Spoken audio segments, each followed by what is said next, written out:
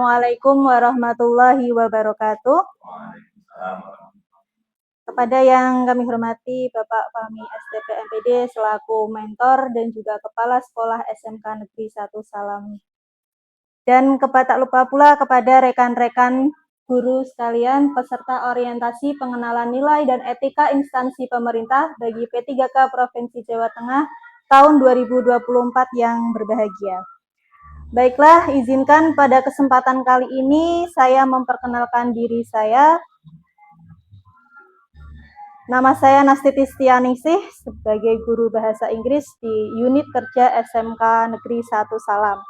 Izinkan kesempatan kali ini saya mempresentasikan hasil laporan orientasi pengenalan nilai dan etika instansi bagi pegawai pemerintah dengan perjanjian kerja P3K SMK Negeri 1 Salam Pemerintah Provinsi Jawa Tengah tahun 2024. Pada bab pertama, yakni pendahuluan, yaitu latar belakang dari orientasi ini adalah Undang-Undang Nomor 5 Tahun 2014 tentang Aparatur Sipil Negara dan juga dalam rangka untuk meningkatkan kapasitas kemampuan P3K baru di lingkungan pemerintah Provinsi Jawa Tengah.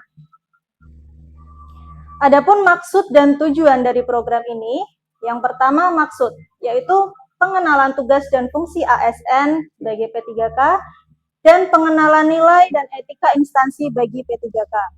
Kemudian tujuan dari kegiatan ini adalah peserta mampu memahami program orientasi dan pengenalan nilai dan etika instansi bagi P3K dan juga peserta mampu mengimplementasikan hasil orientasi kali ini.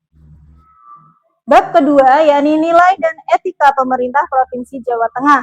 Adapun visi dari Provinsi Jawa Tengah adalah menuju Jawa Tengah yang sejahtera dan berdikari, tetap boten korupsi, boten ngapusi.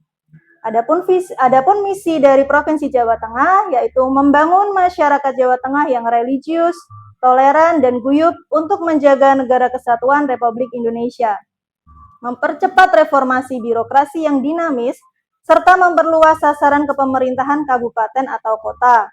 Kemudian memperkuat kapasitas ekonomi rakyat dan membuka lapangan kerja baru untuk mengurangi kemiskinan dan pengangguran. Serta menjadikan rakyat Jawa Tengah lebih sehat, lebih pintar, lebih berbudaya, dan mencintai lingkungan. Penilaian kinerja P3K. Di sini penilaian kinerja P3K dilakukan dengan dua cara. Yang pertama dengan memperhatikan target, sasaran, hasil, manfaat yang dicapai, dan perilaku pegawai itu sendiri. Kemudian dilakukan secara objektif, terukur, akuntabel, partisipatif, dan transparan tentunya. Kemudian disiplin P3K.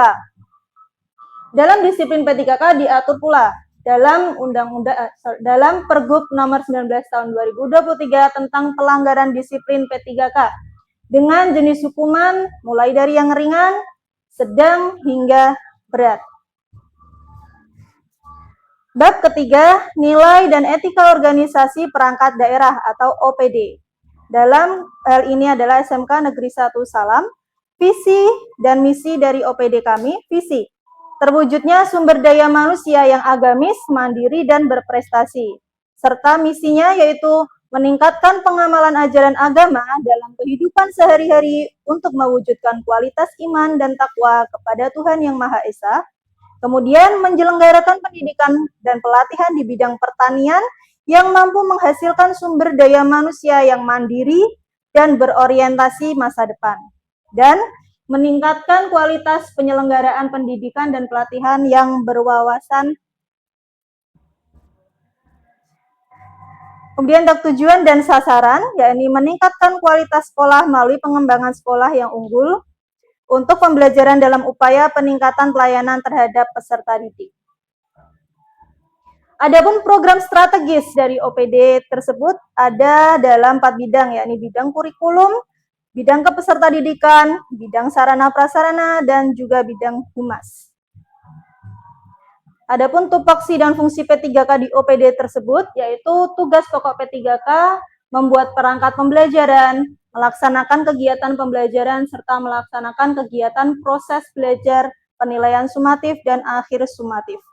Fungsi P3K sendiri di OPD adalah fungsi secara instruksional atau sebagai pengajar, kemudian fungsi edukasional sebagai pendidik, dan fungsi manajerial sebagai manajer yang bertanggung jawab atas lingkungan kelas.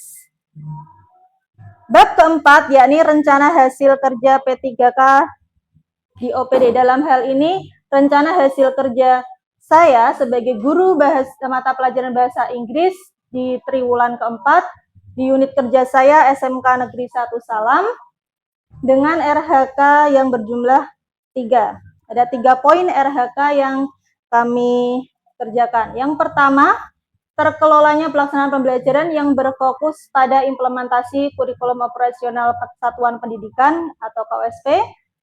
RHK kami adalah terlaksananya pembelajaran melalui perencanaan dan perangkat penilaian atau asesmen yang mengacu pada kurikulum operasional Satuan Pendidikan atau KOSP. Di sini tahapan dan kegiatannya yakni 1. Menyiapkan dokumen presensi kehadiran dan juga jurnal mengajar. Yang kedua, melaksanakan kegiatan pembelajaran sesuai dengan kurikulum operasional Satuan Pendidikan atau KOSP. Untuk output kegiatan tersebut, yakni presensi kehadiran berdasarkan buku presensi dan juga jurnal mengajar guru. Adapun penerapan nilai-nilai berakhlak dalam kegiatan ini, yang pertama, melakukan presensi saat pembelajaran, yakni akuntabel dan kompeten. Yang kedua, melakukan rekapitulasi, yakni akuntabel dan kompeten. Kemudian menuju RHK yang kedua, yaitu meningkatnya kinerja satuan pendidikan melalui pelaksanaan tugas sebagai wali kelas. Ya, di sini saya mendapat tugas tambahan sebagai wali kelas. Kegiatan dan tahapan yang kami lakukan dalam kegiatan ini adalah 1. Menyiapkan rencana tugas sebagai wali kelas. Yang kedua, melaksanakan tugas sebagai wali kelas. Dan yang ketiga, menyusun laporan sebagai wali kelas atau laporan wali kelas. Kemudian outputnya sendiri adalah SK tugas tambahan. Adapun nilai-nilai berakhlak di sini yang diterapkan yaitu melakukan konsultasi sebagai dedikasi dengan pimpinan, yaitu loyalitas. Kemudian terciptanya kerjasama yang sinergis yang lebih baik, yaitu kolaboratif.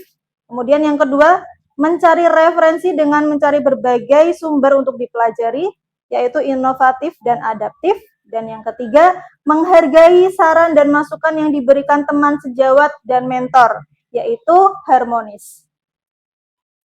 Dan RHK yang terakhir, yang ketiga, yaitu meningkatnya praktik aktivasi kognitif yang berfokus pada aktivitas interaktif. Untuk kegiatan dan tahapannya, yakni pertama, mempersiapkan administrasi pembelajaran, kedua, disupervisi oleh observer di kelas, dan yang ketiga, membuat laporan supervisi kepala sekolah. Untuk outputnya sendiri adalah berupa dokumen laporan supervisi kepala sekolah. Kemudian, nilai-nilai berakhlak yang diterapkan di sini yaitu pertama, melakukan konsultasi sebagai bentuk dedikasi kepada pimpinan, yakni loyalitas.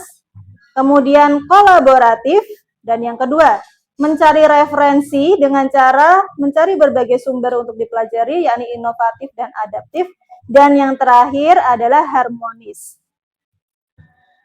Berikut adalah dokumentasi saya sebagai wali kelas, konsultasi secara individual dan juga klasikal.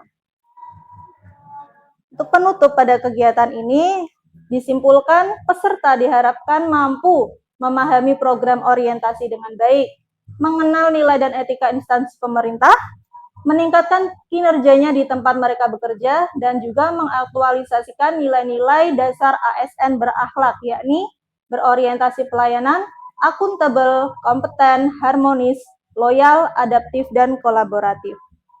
Manfaat yang diharapkan adalah memperkenalkan kepada rekan kerja pentingnya pemahaman tentang nilai dan etika instansi pemerintah sehingga bisa diimplementasikan sesuai dengan fungsi dan tugasnya. Yang kedua, mengenalkan peserta mengenai lingkungan sekolah mulai dari visi, misi, tujuan, dan struktur organisasi sekolah. Dan yang ketiga, menambah pengetahuan tentang lingkungan pemerintahan. Demikian yang dapat saya paparkan dalam presentasi saya kali ini. Jika ada masukan ataupun pertanyaan dari Bapak Kepala Sekolah sebagai mentor atau rekan-rekan sekalian, dipersilahkan.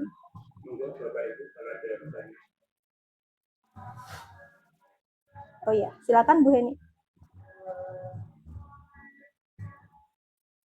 Apakah dalam penyusunan EHK itu wajib diterapkan nilai-nilai berakhlak seperti yang telah Bunda Siti paparkan tadi?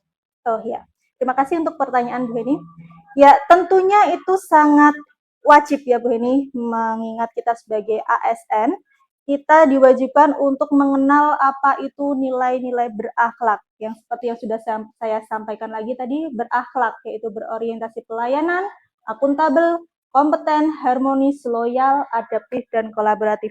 Di mana di setiap nilai-nilai tersebut sangat penting diterapkan dalam kegiatan kita dalam mengajar. Nah, ini berguna dalam pekerjaan kita untuk mewujudkan tata kelola kinerja kita agar kedepannya lebih baik dan semakin baik lagi. Seperti itu, Bu Heni. Ya, mungkin ada pertanyaan lagi atau ya?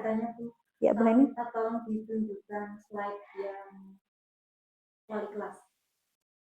Ya. Di wali kelas itu sudah ada fotonya gitu tadi, atau bukti gitu di wali kelasnya. Yang ingin saya tanyakan yang di RHK pertamaku yang di kegiatan pembelajaran ya. Oh iya. Nah, yang untuk kegiatan pembelajaran ini yang dengan kumpulkan bukti fisiknya ini berupa apa nih? Oh iya. Baik, dalam kegiatan pelaksanaan pembelajaran tersebut Bu Hani, untuk bukti pendukungnya kami melampirkan ada beberapa dokumen, yakni yang pertama adalah presensi kehadiran siswa sendiri, karena untuk mengecek kehadiran siswa setiap harinya. Yang kedua adalah jurnal mengajar guru, di mana dokumen ini sangat wajib guna untuk melihat keaktifan guru di kelas tersebut, kegiatannya berjalan dengan lancar atau tidak. Dan sebagai bukti pendukung yang terakhir adalah daftar nilai peserta didik. Ya, tentu kita merekap daftar nilai anak-anak mulai dari awal semester hingga akhir semester. Begitu.